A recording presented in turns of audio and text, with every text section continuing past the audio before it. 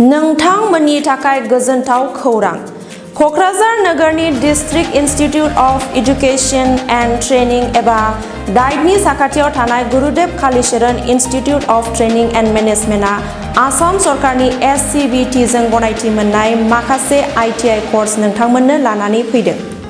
क'क्राझाराव थानाय Gurudev Kalicharan institute of training and मैनेजमेंटआव नोंथांमोननि थाखाय गोदानै 2026-27 मायथाइनि मुं थिसननाय सोलिगासिनो दं।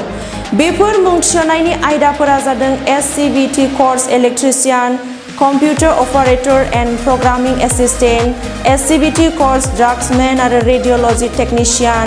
लोगोसे बेफोर डिप्ल'माखौ लाखांनायनि उनाव सरकारि आरो प्राइवेट साख्रि लानायनि सुबिदा दं। जुदि नोंथांमोना बेफोर कोर्सनि थाखाय गोदानै मुं थिसननो गोसो दङब्ला थाबैनो सुलाद लादो Gurudev Kalicharan institute of training and मैनेजमेंटनि नैबे 9864770127 जानबुं नङाव थोंजों सुलाद लाहरनो हागोन।